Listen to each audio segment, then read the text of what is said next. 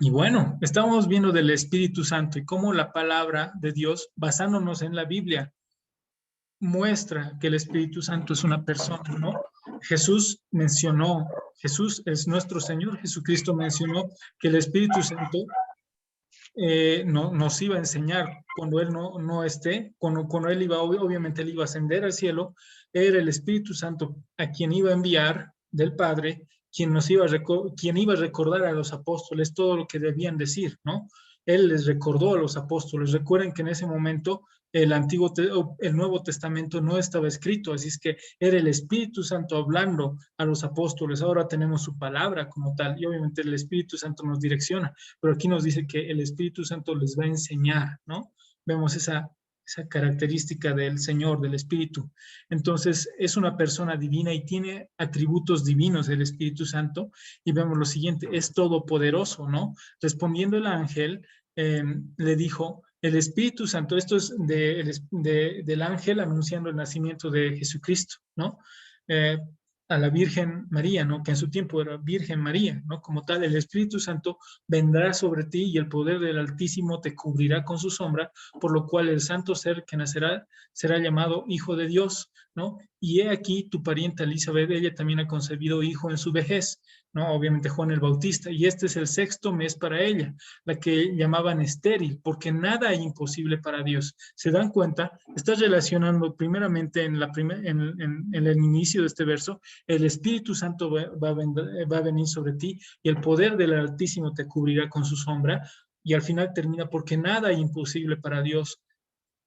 Valida y respalda que el Espíritu Santo es Dios, ¿no? Obviamente Padre, Hijo, Espíritu Santo, el Espíritu Santo es Dios, es eterno, ¿no? Y vemos aquí y pregunta, ¿no? ¿Cuánto más la sangre de Cristo, el cual mediante el Espíritu eterno se ofreció a sí mismo sin mancha, Dios limpiará vuestras conciencias de obras muertas para que sirváis al Dios vivo?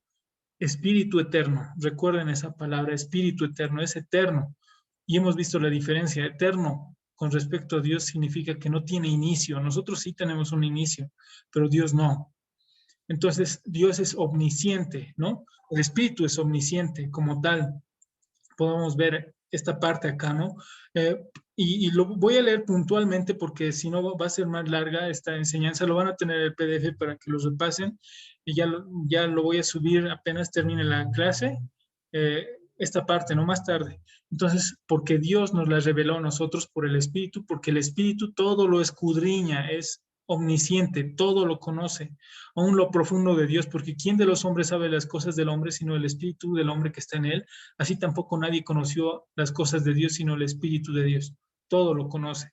Entonces, y también la escritura, ¿no? Esta parte vamos a ver de Ananías y Zafira, que nos dicen que mentirle al Espíritu Santo es mentirle a Dios mismo, y eso lo vemos en Hechos capítulo 5, la iglesia primitiva. Todos estaban vendiendo sus cosas, todos tenían las cosas en común, o sea, estaban ofrendando, ¿no? La iglesia iba creciendo y estaban ofrendando y muchos estaban vendiendo sus casas y daban en ofrenda todo, pero aquí pasó algo, ¿no? Ananías y Zafira, que eran una pareja de esposos, un hombre y una mujer, habían quedado en vender su casa y dar una ofrenda al Señor, pero ellos sustrajeron, es como decir, lo vendieron a cuánto, pongámosle $100,000, y ellos dijeron, solo daremos 50,000 y diremos que lo hemos vendido a 50,000, y los $50,000 extras me lo agarro, por poner una ilustración. Y Pedro le dijo a Ananías, ¿por qué llenó Satanás tu corazón para que mintieses al Espíritu Santo y sustrajeses del precio de la heredad reteniéndola? ¿No se te quedaba a ti y vendida no estaba en tu poder? ¿Por qué pusiste esto en tu corazón? No has mentido a los hombres, sino a Dios. Noten la relación. Obviamente, Ananías y Zafira cayeron muertos por el Espíritu Santo, ¿no? Pero recuerden, la primera parte, ¿por qué llenó tu corazón para que mintieses al Espíritu Santo? ¿A quién mintió Ananías? Al Espíritu Santo. Mintieses al Espíritu Santo. ¿Y cómo termina? No has mentido a los hombres, sino a Dios. La relación incluso de Pedro en esta iglesia primitiva daba referencia que mentir al Espíritu Santo era mentirle a Dios. Por tanto, el Espíritu Santo es Dios, ¿no? Entonces vemos que el Espíritu Santo estuvo en la creación también. En el principio que creó Dios los cielos y la tierra estaba desordenada y vacía. ¿no? Y las tinieblas estaban sobre la faz del abismo y el Espíritu se movía sobre la faz de las aguas.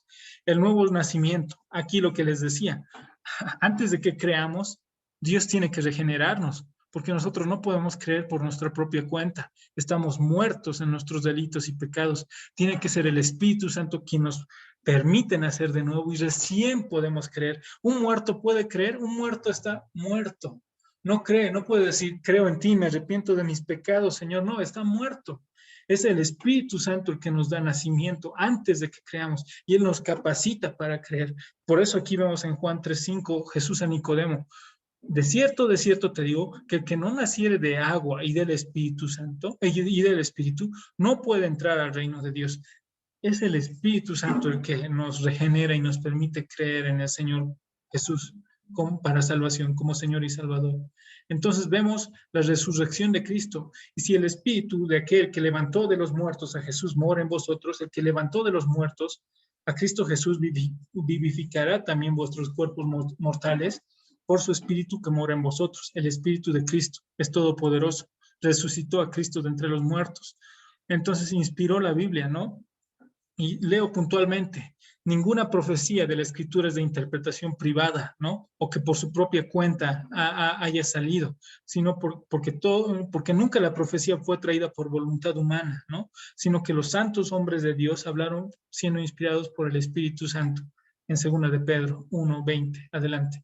Entonces vemos que el Espíritu Santo ha inspirado la Escritura. No sé por qué algunos, esto también es algo raro, ¿no? No sé si alguna vez han escuchado, no estudies la palabra, tienes que vivir el Espíritu Santo y uno entra en choque, ¿no? Porque si notas, la palabra claramente nos enseña que el Espíritu Santo ha inspirado la Escritura, la palabra de Dios no está en contra del Espíritu, mejor es el Espíritu Santo que nos habla por medio de su Escritura, así es que es bueno entender y recordar esa parte también, hermanos, y bueno, se puede blasfemar contra el Espíritu Santo y es un pecado imperdonable, ¿no? Todo pecado y blasfemia será perdonado a los hombres, mas la blasfemia contra el Espíritu Santo no les será perdonada. A cualquiera que dijera alguna palabra contra el Hijo del Hombre le será perdonado, pero el que hable contra el Espíritu Santo no le será perdonado, ni en este siglo ni en el venidero, ¿no? Entonces, esta parte es importante, ¿no? Afirma la deidad del Espíritu Santo y se puede blasfemar. Tú no puedes blasfemar a una cosa, sino a una persona.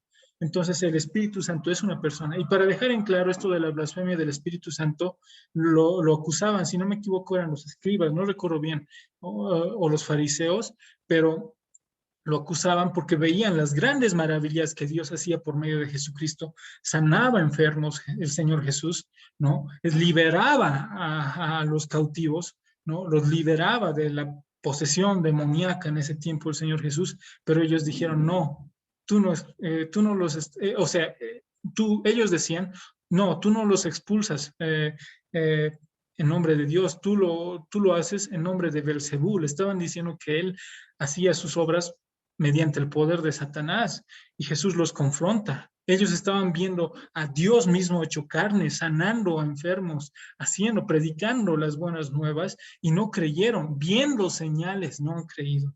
Y en ese sentido, era el Espíritu Santo obrando por medio de Jesús, ¿no? Era el Señor Todopoderoso actuando y ellos no creyeron. Y el Espíritu Santo señalaba a Cristo. Y como ellos no quisieron reconocer las señales que el Espíritu Santo hacía en ese momento por medio de Cristo, Dios mismo, como no creyeron, no hay perdón para ellos. O sea, al final la incredulidad, obviamente el Espíritu Santo testificaba acerca de Cristo y como ellos no decidieron creer, pues no hay más perdón de pecados para esas personas. Están entenebrecidas como tal. En ese sentido, esas son las personas que blasfeman contra el Espíritu Santo, ¿no? Las que no creen en el Señor Jesucristo, porque el Espíritu Santo testifica, ¿no? Obviamente. Ahora el Espíritu Santo es todopoderoso como para hacer nacer de nuevo aún al pecador más rebelde, más reacio, ¿no? El Espíritu Santo, como Él quiere, lo llama y lo trae a sí mismo. Entonces, vemos aquí lo siguiente. El Espíritu Santo es Dios, es la tercera persona de la divinidad. No lo olviden, hermanos, es Dios mismo, ¿no? Entonces, en conclusión de todo este tema que hemos visto, Los cristianos, debido a nuestra fe en la Biblia, sabemos que Dios es personal, es eterno y es uno en tres personas, el Dios trino. Entonces, las sectas niegan esto, falsas doctrinas niegan esto, y tenga cuidado de un grupo que cambie estas doctrinas centrales o individuo, ¿no? Entonces, ¿qué debemos ver? Ningún grupo o individuo puede manejar las enseñanzas bíblicas a su antojo. La Biblia contiene la fe que ha sido una vez dada a los santos, Judas, ¿no? Que solo tiene un capítulo en el versículo, perdón, en el versículo 3. Y quien cambia sus afirmaciones divinas, actúa como aquellos que condena en segunda de Pedro 3:16, ¿no? Eh, Obviamente habían falsos maestros que torcían las enseñanzas del apóstol Pablo, ¿no? Que son escritura de Dios, que nos dice acá, pero y leo, ¿no? Las cuales, ¿no? Los indoctos e inconstantes tuercen, como también las otras escrituras, para su propia perdición. Las sectas, las que se han separado del cristianismo bíblico, tuerzan la palabra de Dios para acomodarlas a sus propias concupiscencias, a su propio corazón entenebrecido, y obviamente les lleva a condenación porque no creen en el Cristo verdadero. Y bueno, hermanos, ¿alguna pregunta de toda esta exposición que hemos tenido? ¿Alguien tiene alguna pregunta? ¿O Sí, cómo? Álvaro, yo tengo una pregunta respecto a la doctrina del hombre. Eh, Hemos aprendido que ni por bebé que sea, todos nacemos en pecado. Nadie nace salvo, ni por más que sea hijo de pastores, ni familia cristiana, nadie nace salvo. Entonces, ¿qué pasa cuando los niños mueren antes de haber recibido al Señor en su corazón conscientemente? Ah, ya. Ahí hay una pregunta tal vez tensa, ¿no? En cuanto a los niños que fallecen, incluso los que abortan, ¿no? O sea, las personas que abortan a esos bebés, ¿no? Como tal. Hay dos corrientes. Yo pensaría que es un misterio de Dios personalmente, ¿no? Hay estas posturas, más que todo así lo voy a exponer, ¿no? Dado que todos estamos muertos en delitos y pecados, uno puede estar confiado en que todo niño que ha fallecido um, está en la presencia de Dios, o sea que Dios lo ha redimido en su gracia, ¿no? A esos niños, basándonos en el hecho de que eh, dejad que todos los niños, que los niños vengan a mí, ¿no? En el sentido de las palabras del Señor Jesús, porque de ellos es el reino de los cielos. Esa es una postura. La otra postura es que es un misterio, ¿no? Como tal, no podemos decir que los niños nacen sin pecado o que no son culpables delante de Dios, porque sí lo son, al igual que nosotros, ¿no? Ya he explicado una postura, ¿no? De que los niños son salvos por gracia solamente. Obviamente los que mueren siendo niños, el reino de los cielos es de ellos. La otra postura es que es un misterio de Dios, dado que todos estamos en pecado y Dios es soberano para escoger a los suyos para salvación. Y esto también incluiría a los bebés, ¿no? Más en ese sentido de misterio ante nosotros. Solo hay esas dos posturas, ¿no? Tal vez yo ahora directamente no podría responder con una autoridad de que así es, porque sí, ¿no? Porque no es muy explícita esa enseñanza, ¿no? Como tal. Lo que sí yo puedo afirmar es que aún esos bebés necesitan de salvación, no es que nacen puros o claro que no han cometido delitos como tales, ¿no? Como un adulto, pero sí nace con esa naturaleza pecaminosa. Eso. Y no sé si alguien tiene algún comentario, puede hacerlo en este momento o alguna pregunta más, ¿no? Y si eso responde la pregunta. Así es que Buenas noches, ¿cómo están? Hola David, ¿cómo estás? ¿Cómo están? Sí, es una pregunta bien constante. Alguna vez sí, también le pregunté al pastor Fernando Camacho y, bueno, en varias conclusiones que hemos leído, porque él también es seguidor de Arthur Cruz. Sí, efectivamente puede ser un misterio el tema de dónde van. En realidad está dentro de lo que es la soberanía de Dios en cuanto a la elección. Y también hay unos versículos clave que lo hemos pasado en liderazgo, es que las personas que no están bajo la ley o que no conocen la ley, por así decirlo, van a ser juzgados, o sea, todos van a ser juzgados, pero los que conocen la ley van a ser castigados en base a la ley, pero los que no conocen la ley van a ser castigados en base a sus obras, o lo que no están bajo la ley, es algo así más o menos lo que explica la Biblia. Pero de todas maneras, esto es lo claro es que todos vamos a ir al juicio y dependemos de la soberanía de Dios, en realidad. Claro, y gracias David por el comentario. Veo a la hermana Sandra levantando. En un momentito vamos a dar el espacio, pero aquí, digamos, una pregunta yo te hago, David. ¿Qué hacemos con alguien que no ha conocido, de una tribu, digamos, que no ha conocido nunca el Evangelio, nadie le ha hablado? ¿Esa persona va a ser salva? ¿En base a qué va a ser juzgada? ¿Tú qué dices respecto a ese punto? Lo que dice la Biblia, claro, es que Dios ha puesto la ley moral en nuestros corazones, así está escrito en nuestros corazones. Todo el mundo, en todas las tribus, en todas las lenguas, donde vayas, tú preguntas si matar, robar, mentir es bueno o malo, te van a responder en base a eso. Entonces, vamos a ser juzgados, pese a que, digamos, no hayan sido evangelizados, van a ser juzgados en base a eso. En esas obras, ¿no? Y en base a esas obras, obviamente, y a la conciencia, a la ley escrita en los corazones, como dicen Romanos, ¿no? De modo que no tienen excusa, ¿no? Menciona la palabra de Dios. ¿Qué veredicto va a caer sobre ellos? O sea, sobre esas personas. Hermano. ¿Sí? Sí, hermana Berta. Buenas noches. Buenas Yo noches. entiendo esto, o sea, nosotros somos juzgados de acuerdo a la palabra porque conocemos la palabra de Dios, conocemos la Biblia y de acuerdo a la palabra seremos juzgados porque conocemos las leyes de Dios. Pero antes de que haya la palabra, el hombre era juzgado por la ley en tiempo de Moisés. Pero ¿qué ocurre? La pregunta de usted, ¿qué ocurre a aquella persona que no conoce la palabra, que no ha conocido la ley y que ha vivido en un, no sé, donde nunca ha conocido de Dios? Dios dice que aquella persona será juzgado de acuerdo a su conciencia, porque el hombre, de alguna manera, si no conocemos la ley, no conocemos la palabra, pero tenemos esa conciencia, y entonces pues Dios juzgará de acuerdo a la conciencia, así lo comprendo.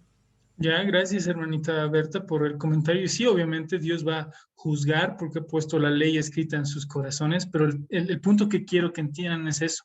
Aún esas personas que van a ser juzgadas en bajo a la ley escrita en sus corazones como tal, aún no hayan conocido la palabra, ni el Pentateuco, ni la ley de Moisés, van a ser juzgadas de acuerdo a la ley de sus corazones. Pero por decir ese término, no piensen que va a haber una persona que va a ser aceptada delante de Dios por sus obras. Aún esas personas que no han escuchado el Evangelio son pecadoras, van a ser juzgadas de acuerdo a su conciencia y les va a corresponder el castigo eterno por su desobediencia a Dios, porque la palabra nos dice que no hay justo ni aún uno, no hay quien entienda, no hay quien busque a Dios, todos se desviaron, aún se hicieron inútiles. Y en Romanos 3, del versículo 9 para adelante, menciona la definición del hombre. Así es que la cosa es esta. Aún las personas que nunca han escuchado el Evangelio en sus vidas, que ni siquiera han visto la ley de Moisés, saben que hay un Dios, porque incluso menciona, ¿no? Porque lo invisible de él, su eterno poder y deidad se han hecho claramente visibles por medio de lo creado, ¿no? Por medio de la naturaleza. Los cielos cuentan la gloria de Dios, de modo que no tienen excusa, ¿no? En sí, nadie es ateo. O sea, puede que alguien se defina como ateo, pero muy bien saben que hay un Dios. Muy bien saben, cuando tú ves la creación, cuando tú ves todo eso, piensas y dices, tiene que haber un creador, ¿no? Si tú ves un plato de comida llegando a tu casa, no dices, uy, por un accidente cósmico todo ha ocurrido, no, tú ves un plato caliente en la mesa de tu casa, dices, alguien ha preparado, será mi esposa, será mi mamá, alguien, ¿no? En este sentido, al ver la creación, nosotros decimos, alguien tiene que haber hecho esto, el Señor, Dios Todopoderoso, y nosotros hemos atentado contra Él. Aún las personas de las tribus van a ser juzgadas, obviamente, de acuerdo a su conciencia, de acuerdo a la ley de Dios también, tienen la ley de Dios escrita en sus corazones y van a ser hallados culpables. Nadie va a ser hallado justo, aún en esas personas que nunca han escuchado. Es que a veces uno tiene la idea, a esas personas que no han escuchado, Dios va a pesar sus corazones, y las personas con un corazón bueno van a ser aceptadas, y las con un corazón malo van a ser condenadas. Eso pasaría si hubiera un corazón bueno, pero la palabra dice que no hay bueno. Aún esas personas no eran buenas, no eran buenas, ¿no? En ese sentido igual necesitaban al Redentor. No sé si eso está claro, hay una pregunta, comentario quizá, o si no, a la hermana Sandra también pasamos, estaba levantando la mano hace rato en una pregunta, puede hacerla, o el comentario también. Aló, hermanito, no sé si me escucha.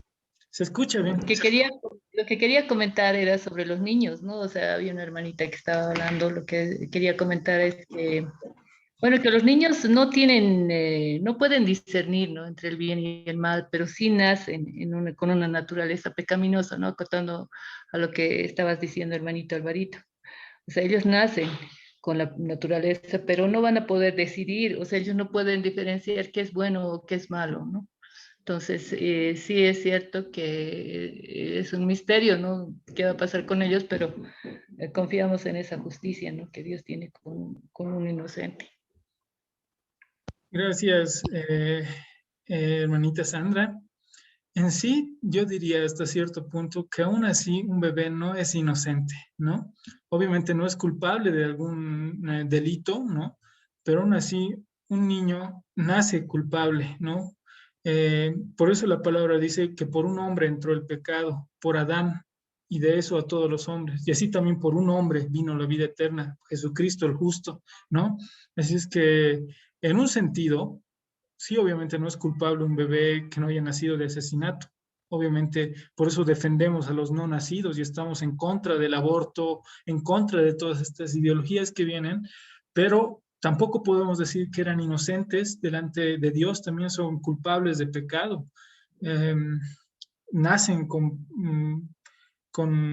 pecado, son pecadores, ¿no? Por eso la palabra dice, somos por naturaleza hijos de ira, ¿no? Y eso lo dice la palabra, ¿no? En ese sentido, tal vez como comentario. Y obviamente lo dejamos ahí al Señor. No solo sabemos que Él es justo y que nada malo hace el Señor, ¿no? Y confiamos también en su misericordia y esperamos que también los pueda salvar, ¿no? Eso, queridos hermanos. Así es que, si todo está bien, vamos a continuar, ¿sí? ¿Todo claro? Continuamos entonces, queridos. Sí, todo claro. Qué bueno, gracias. Entonces, continuamos, queridos hermanos. Uy, ya había sido 9:20. Eso me pasa a veces con el tiempo un rato, porque, ¿qué hago? A ver, seré sabio. Designaremos las, las las exposiciones, porque ¿cómo va a ser, hermanos? Vamos a dar 3 exposiciones a cada persona. Cada persona, perdón, no a cada persona. Por cada clase vamos a tener 3 exposiciones de 20 minutos. Tienen que ser breves y puntuales las exposiciones y vamos a ir definiendo de esa manera, ¿no? Pero tenía en mi lista claramente designado, pero veo que no todos están aquí, así es que prefiero designar con los que están aquí primeramente. Van a exponer primeramente y luego los demás voy a ir asignando temas, porque si no, no se van a enterar y para la próxima semana, porque veo, le tocaba a Abigail y no le veo a Abigail acá conectada, así es que tal vez no se entera de que le toca exponer y para evitar eso, con los que estamos aquí sí nos va a tocar un tema directamente para la próxima semana, ¿no? Podemos ir haciendo eso para que todos tengamos la misma oportunidad de 3 en 3 ir designando en el tema que corresponde. Así es que eso vamos a hacer en un momento.